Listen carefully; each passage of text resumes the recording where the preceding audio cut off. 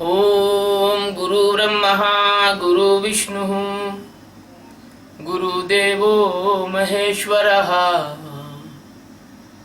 गुरु साक्षात् परब्रह्मः तस्मै श्री गुरुवे नमः। ध्यानमूलं गुरुमूर्ति पूजामूलं गुरुपदम् मंत्रमूलं गुरुर्वाक्यं मोक्षमूलं गुरुकृपः। सद्गुरु भगवान की जय। स्वामी जी महाराज की जय। शिवोहम।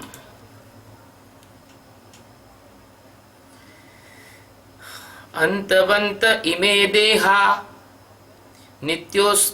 नित्योक्ता शरीरिणः अनाशिनो अप्रमेयस्य तस्माद्युध्वस्व भारत।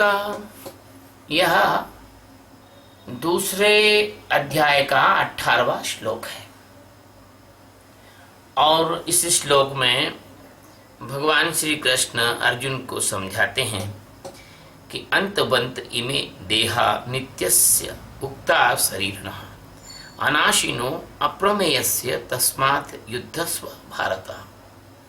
भगवान कहते हैं कि अनाशिनः यानी नाश रहित, अप्रमेय यानी जिसमें किसी प्रकार का माया का कोई मल नहीं है, नित्यस्य जो हमेशा नित्य स्वरूप है, जिसका कि कभी मतलब ऐसा हो नहीं सकता कि जो मौजूद ना हो, अस्तित्व है वो हमेशा मौजूद है।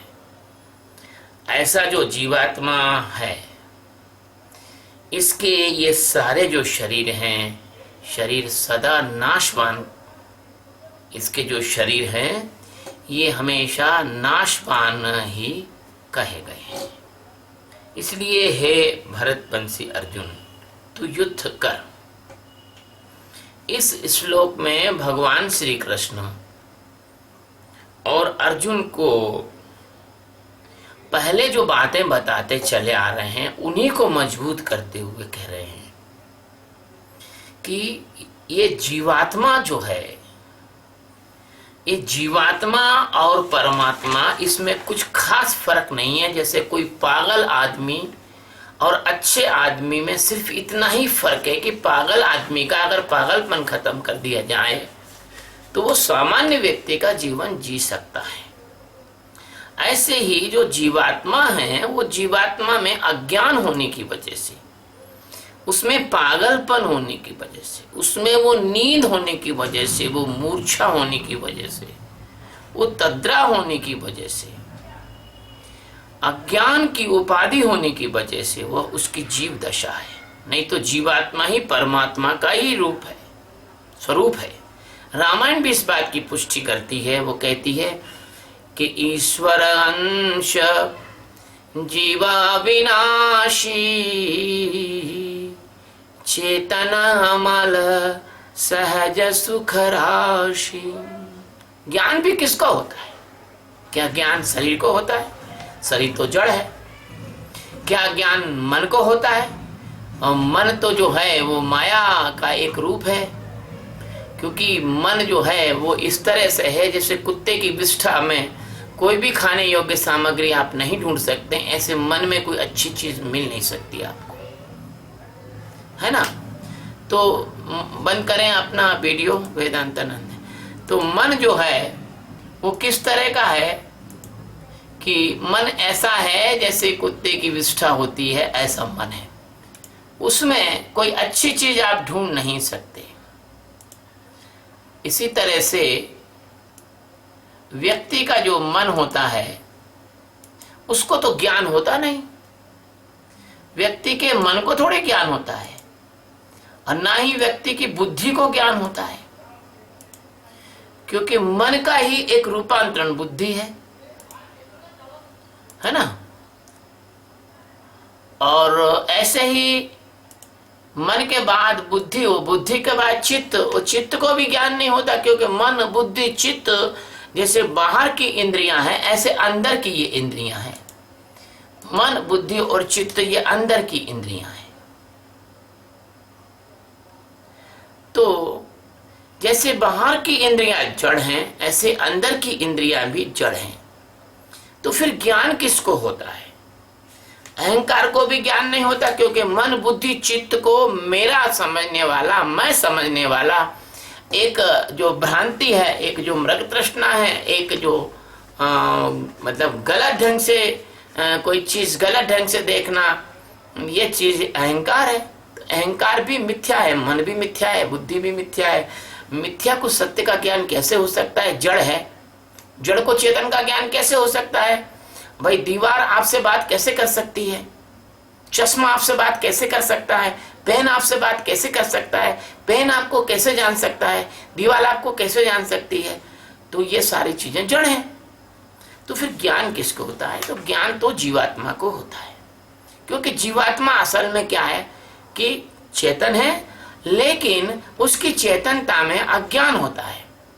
जैसे किसी दर्पण के ऊपर धूल लगी हो, उसमें मुंह नहीं दिखता, ऐसे ये अज्ञान हटने के बाद वही जीवात्मा वो ब्रह्म हो जाता है। जीव ब्रह्म हो जाते हैं, गुरु करते उद्धार, है ना। तो इस प्रकार से भगवान श्री कृष्ण अर्जुन से कह रहे हैं कि अर्जुन, यह जो नाश रहित, ये जो नाश रहित और अप्रमेय तेरा जो स्वरूप है, जिसको तू जीव समझ के बैठा हुआ है, यह नाश रहित और अप्रमेय जो तेरा स्वरूप है, जिसको तू जीव समझ के बैठा हुआ है, उसको वह जो तेरा जिसको तूने जीव समझा है, ऐसा जो, हाँ, तो ऐसा जो तेरा स्वरूप है जिसको तूने जीव समझा है, वह जीव जो है उसके ही जो शरीर हैं, वो उसके जो शरीर हैं, वो सारे जो शरीर हैं वो नाशवान हैं। जीवात्मा के सारे जो शरीर हैं वो कैसे हैं? नाशवान है वो शरीर। जीवात्मा के सारे शरीर जो है वो नाशवान कहे गए हैं,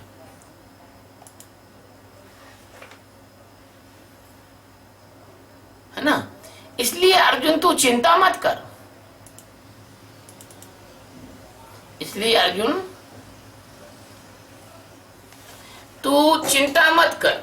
जीवात्मा के जो नाशवान शरीर है, ये शरीर के, इन शरीर की वजह से इनको शरीर तो जाना ही, आज नहीं जाना तो कल जाना, इसका एक समय है।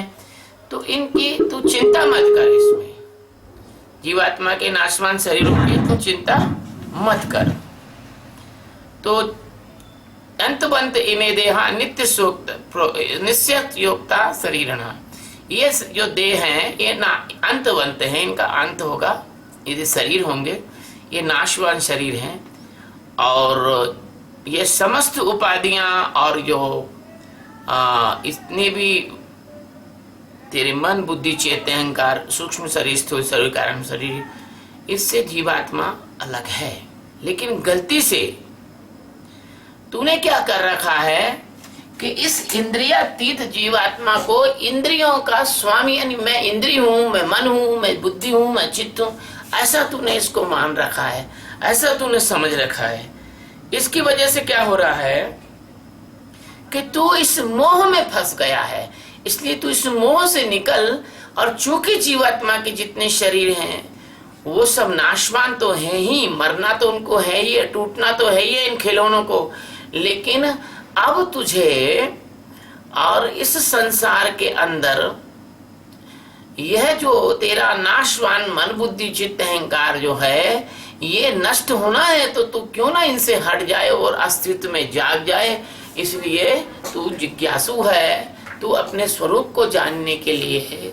यह जो ध्यान रूपी युद्ध है, यह जो बोध रूपी युद्ध है, ये जो जागरण रूपी युद्ध है, यह जो अवेयरनेस रूपी युद्ध है, ये तू कर, ये तू कर। इस प्रकार से ये जो मतलब जो है, ये श्लोक जो है वो ये कह रहा है कि जो हमारा आत्म स्वरूप है वो अप्रमेय है, और नाश रहित है, किंतु हमारे अंदर ये अज्ञान की दशा जो है वो ऐड हो गई है। इसलिए हम अपने नाश रहित रूप को और हमारे अप्रमेय रूप को न जानते हैं, इसलिए हम जीव हैं। और यदि यह जीव दशा हमारी समाप्त हो जाए, यदि यह हमारी जीव दशा समाप्त हो जाए, तो हम अभी और इसी वक्त परमात्मा में जाग सकते हैं। यदि ये जीव दशा हमारी समाप्त हो जाए तो हम अभी और इसी वक्त इसी सेकंड परमात्मा में जाग सकते हैं। और जब हम परमात्मा में जागेंगे तो आप ये पाएंगे कि परमात्मा तो आप थे ही थे, परमात्मा तो आप पहले से ही थे।